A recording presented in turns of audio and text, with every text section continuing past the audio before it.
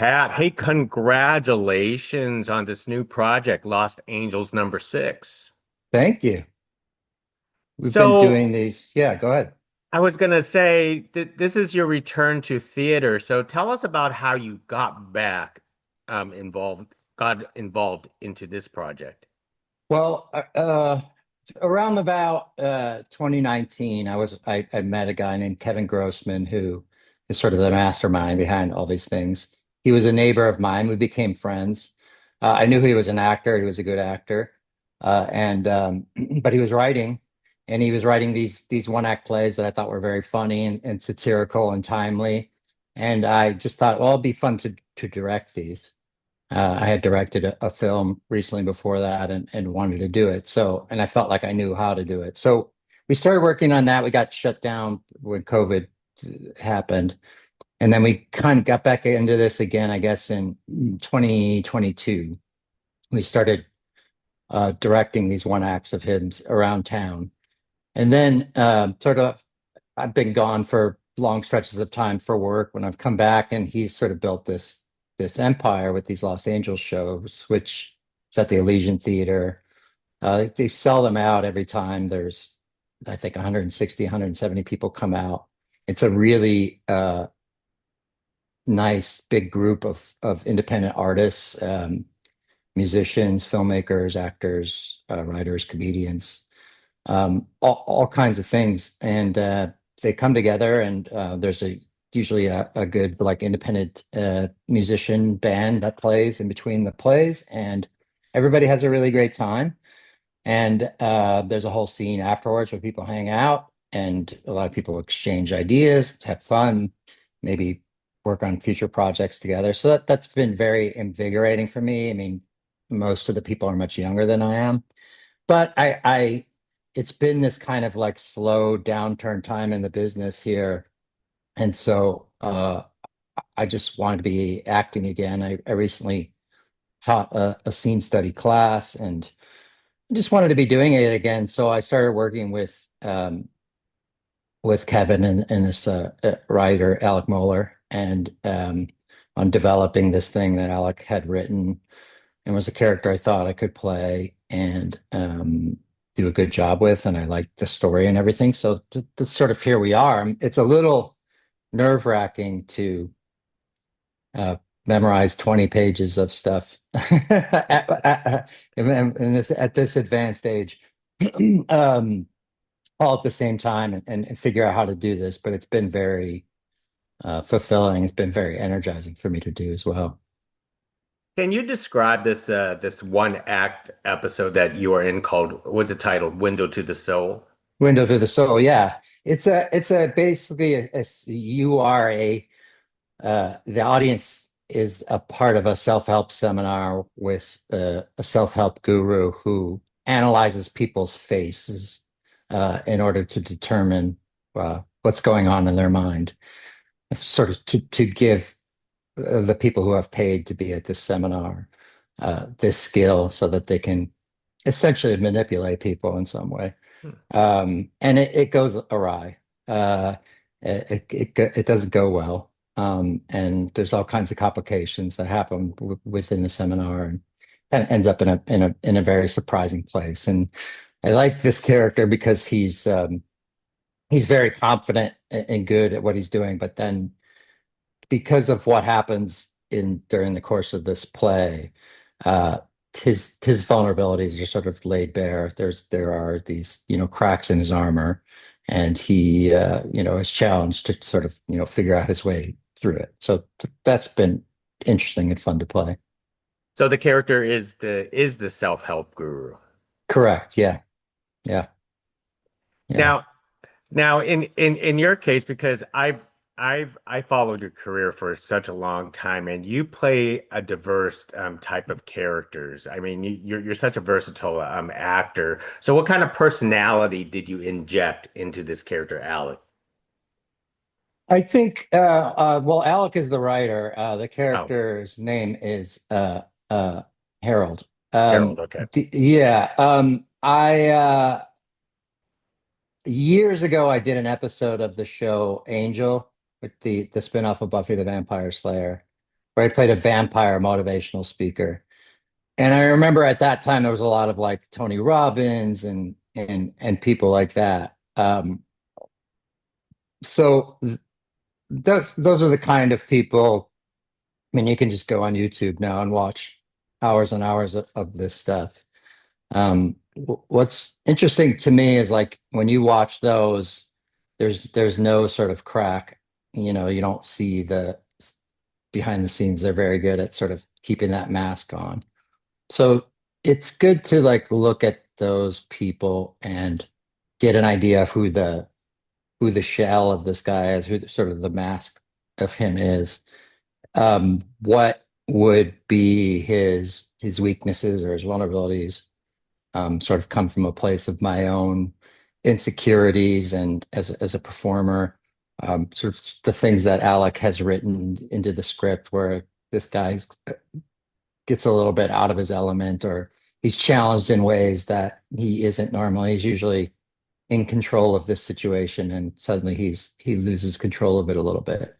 Um, so sort of marrying those two things, the extremely confident, which I guess all could be related to me, a confident on screen, on stage presence with, private insecurities and neuroses like we all have. Now, you started your career with Steppenwolf back in the 1990s, and Hmm. you could correct me if I'm wrong. This is your first stage presence into back into theater since then?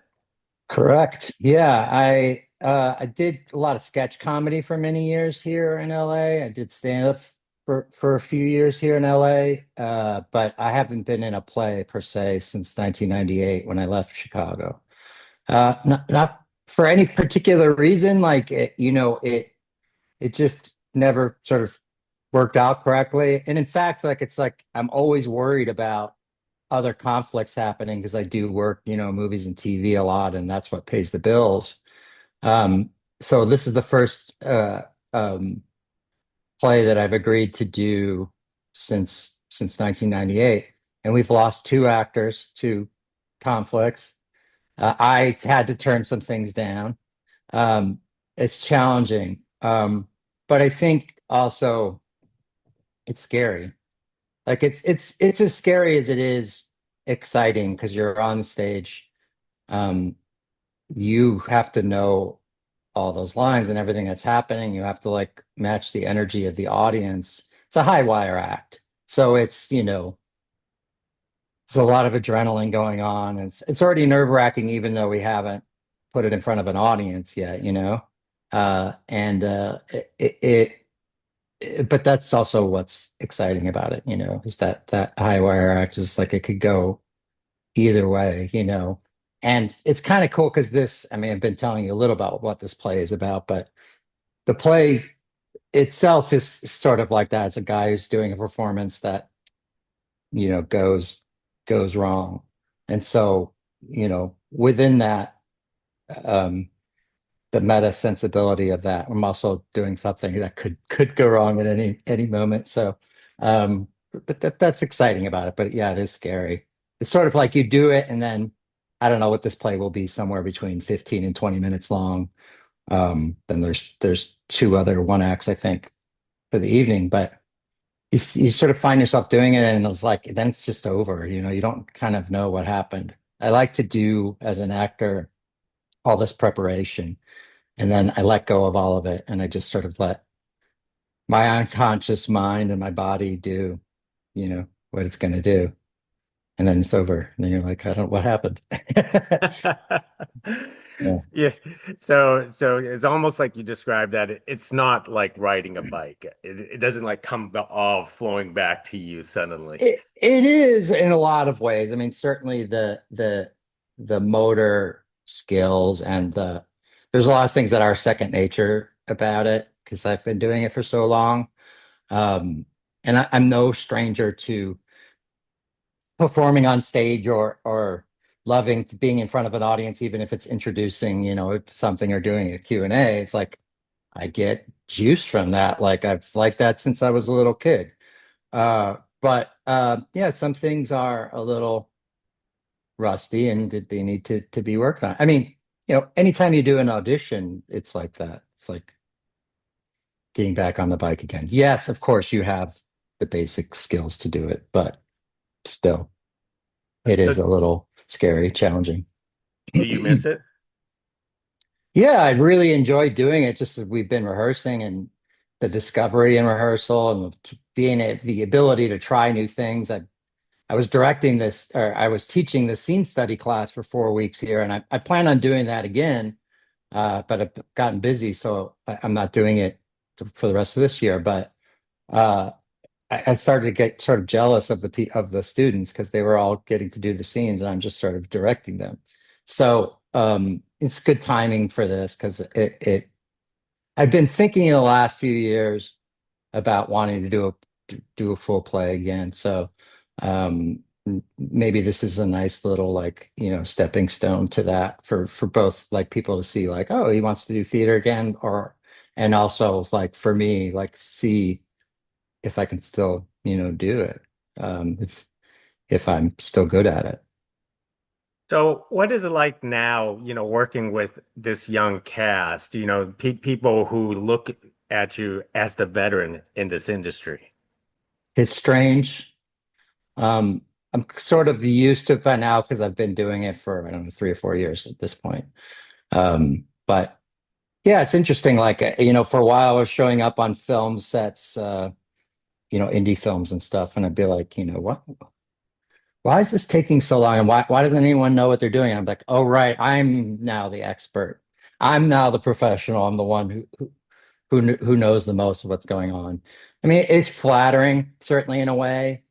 And one of the reasons I ended up teaching the class is because when I was directing these young people, I was just sort of like watching what they're doing and imparting what I think would help make it better. And they would do that and they would feel the improvement.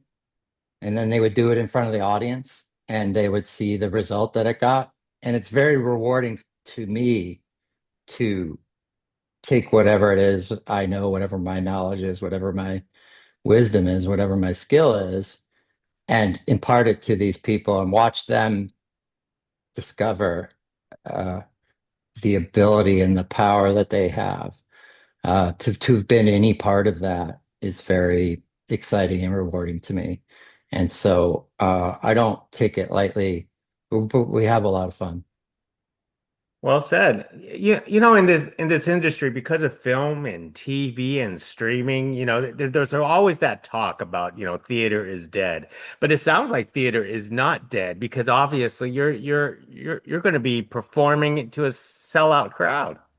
Yeah, I mean, Broadway has these record numbers, they're breaking records. Like, I think that because everybody is staring at screens all day long, there is this desire to be part of live performance, to be part, because people actually get to be a part of it. Like we have this whole thing, we sell out this theater. There's a whole scene afterwards where people meet. There's this whole group of, musicians and actors and filmmakers and animators and all sort of like young independent people who get together, are like-minded. They come, they have this great experience. It's a social experience. And so I think maybe we're at the beginning of sort of backlash to the, I'm not going to say the screens and the internet and social media and all that stuff is not going away, certainly. Probably will be the dominant form of things for a long time to come, if not forever. But um, I think people long for that live communal experience, and it's a very different experience. Like to see, and there's a lot of young people who don't have any experience with that who are coming to these shows and going like, "Oh wow, this thing is happening right before my eyes," which is an amazing thing, Like we grew up even watching movies where it was like you see stunts, it's the person like really doing that. It's not, there's no effects involved or anything like that. So hopefully, yeah, this has been a big thing. It's become a whole scene. So um yeah, I think it is very much alive. I think live music is very much alive. I think theater is very much alive. And obviously people still go to the ballet and the opera. It's not like you go to those and the seats are empty. It's like they're always full. So I don't know. There's something to be said about that communal experience. And I think also, perhaps more importantly, this notion that I'm going to give my undivided time and attention to something for an hour, 2 hours, 3 hours. I'm not going to pause to go to the bathroom. I can't. I'm not going to look at my phone while I do it. Hmm. There's something about that. It is an act of will to make the decision to leave your house and do that. And I think that what you experience in that way is different because you're making this decision to do this, and your investment in it is therefore greater, and your what you get from it based on that investment is greater too, I think. I'm curious because you know the I do know the energy from being on stage and probably being on set is a whole lot different. But you're also on stage here, you're going to be playing to live music, where on set you don't have a music. Everybody's Yeah. quiet on set and all this kind of stuff. I mean, what kind of feeling as an actor when you do a performance on stage with pe hundreds of people, thousands of people watching you at the same time compared to like, just cameras and everything's all quiet and so on. I mean, there are similarities. I think it's a mistake. I mean, people have different processes, but I think it was a mistake for me to block out what's happening on a set. Everyone that's there is a part of it. Everyone, the cameras, the lights, like let it all in because like you're sort of being vulnerable and open, and anything that happens can change your performance in a way that makes it alive, like we were just talking about, which I think is the most interesting stuff. Um, when you're playing to a large audience, I think that um, some of the same things apply, but if there's a mistake, you can't stop and start again. Mm. Um, and so that's extra added pressure, but it's also the pressure that gives you the energy, the sort of jolt of adrenaline that you need to power through. And when you're performing in front of a live audience, it's energizing because you just like you if you're on the set and you take in the cameras and the lights and the crew and everything, you're taking in, in this case, what is it, like close to 200 people and their energies and whatever it is. And part of you is trying to control the audience, and sort of like uh, get them to go on this ride with you and stay with you for, in this case, 15, 20 minutes. It, but so much of it is you don't know what they're going to laugh at. You don't know what they're going to react to. And you're going to have to be ready. You can't just keep barreling through when that happens. Like that makes you adjust. So it's this really like organic, constantly evolving thing that is just really exciting. I mean, I guess the common thread to the things we've been talking about is just like I feel very much alive doing it. Um, I always do act with acting, whether it's on camera or in front of an audience, but it just feels very alive. And if you allow yourself to be very present, in that moment, it's really it's magical. It's what it is. That is certainly magical feeling for yourself. And would you say you would like to shift back into theater much more? Because I know there's you're kind of touching the water, but I also know that you also kind of taken back to take a step back from film and TV, also kind of slowing down at the same time. Are Yeah, you transitioning? I think that I don't think movies and TV are going anywhere. It certainly is slower right now. Of course, they said that as soon as I started teaching this class and committed to this play, all of a sudden there's all this activities, and I'm did a TV show, and I'm going to do a few movies next month, and so. I wouldn't say transitioning from one to the other, but over the last several years, I've had the itch to do theater again, and maybe it's from watching these young people have so much fun, and maybe it's just me realizing that I've had kind of an unconscious fear of doing it again because it is scary, but the things that are scary about it are what makes it so exciting.